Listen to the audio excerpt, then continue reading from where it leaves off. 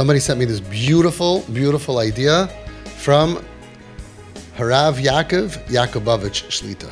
The Gemara says, everybody knows this Gemara, right? Kasha tarbis ra b'soich beisai.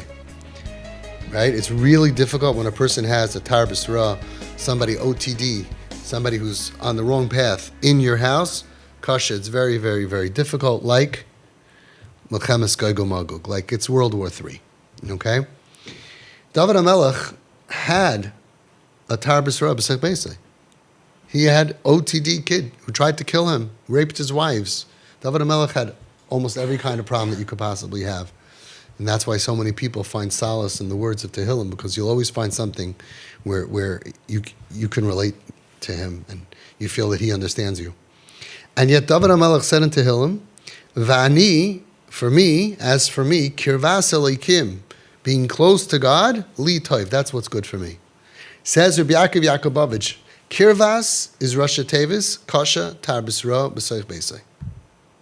And the message over here of Dovid HaMelech, he's teaching us, Va'ani, and as for me, kirvas, even though I have kasha tarbis ra b'soich beisai, even this challenge, elokim, which is coming from the Midas Hadin, we know that Yud Kei Vav Kei is Midas Harachmim, elokim is Midas Hadin, and Hashem is with Midas Hadin. He's giving me this terrible challenge, still, like all challenges we get. Midas Hadin, very difficult. Still, li toiv, it's good for me. This is for my benefit. This is good for my spiritual growth. It's like every nisayon that we have. You know the famous saying? The nisayon is like a stone that's in our way. It could either be a stumbling block or a stepping stone that makes you grow and stand even higher. It depends on our reaction to it. And that's why it's referred to as Amida b'Nisayon. In GPS, I talk about that. Amida b'Nisayon. Why is it called withstanding Nisayon? But Amida is the lashon of Amida. Because if you're fighting with somebody, the ultimate victory is when you knock him out and he's so defenseless that you could just stand on top of him and you have pure victory. He's out. But when you're standing on top of him, you're 8 inches, 10 inches taller. When we are Oimid b'Nisayon, we're taller than before. When we focus on Ratzon Hashem, and we survive, then we can thrive. And when we are victorious, then we're going to be Oimid b'Nisayon. We're standing on top of this. We're greater, taller, bigger, and stronger emotionally, mentally, and spiritually than we were before. And I see this all the time with you TP angels that are unbelievable, that other people can't do in their entire lives what you do, some of you, every day. And how you grow, because you're Oimid b'Nisayon. You're standing on top of it. It's a big stone. It's very painful. It's very difficult. And instead of tripping on it and turning your house into a war zone and losing it and letting all the bad midos flow out, which is so easy, and letting the Yetzer Hara laugh because your house is full of kas, anger, which is like idolatry, lashon hara, constantly talking bad about your kip to everybody and to the other kids, and fighting, right? Machlekes. These are all things the Yetzer Hara loves. And the Satan is crazy about that. And it's all l'shem shemayim. But your houses are full of, we hope, right? Shalom bayis, peace at home. No lashon hara. There's all kinds of Yud Gimel Midas going on, flowing, rachum, chanun, erech hapayim. You become elevated people. One of the earlier parents that came to me, I always tell this story. It's a true story. All my stories are true. And she's a daughter of Rosh Hashiva. She came here, she was about 65 years old, and she told me 2 years later, she said, I got to be honest with you. I look back to who I was 2 years ago. I thought basically, I don't have any nisyonos. I have no challenges. She goes, I'm a daughter of Rosh Hashiva. I'm very frum. I don't have a tznius problem. I do the lashon hara thing. I really don't talk lashon hara.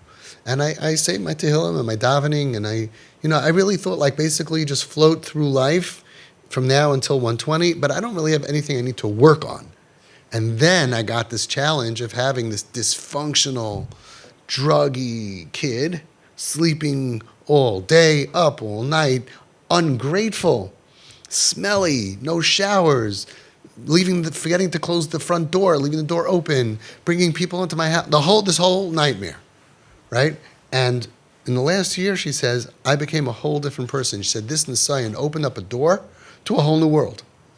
to a whole new world and a whole new world of opportunities, of growth. And she said the words that I can never believe saying, and I keep on hearing from you guys. I hate who I was.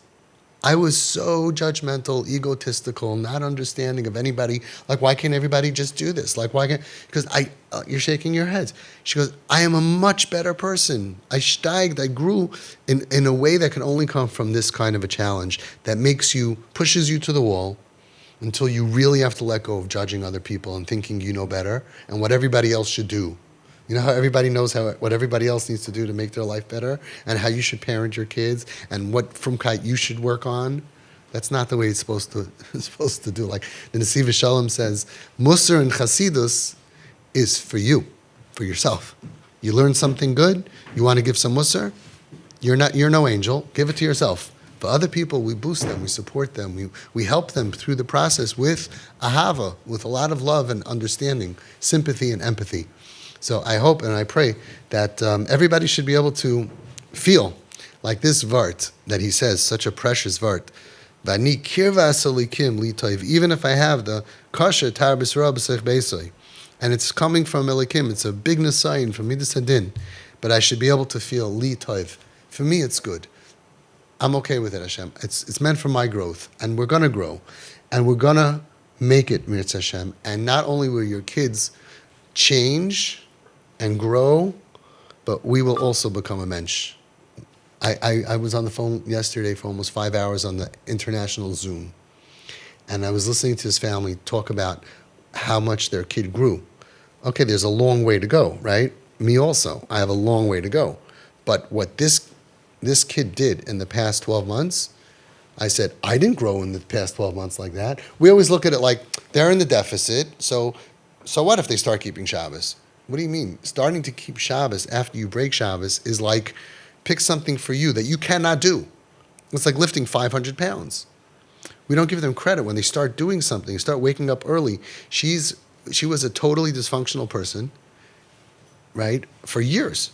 And they're here maybe a year. And now she has a job, and she wakes up every day at 7:30 a.m., even the days that there's no work, so she doesn't ruin her schedule. That's highly functioning compared to a dysfunctional, talking about she didn't change out of her pajamas a whole week. She woke up and slept, whatever.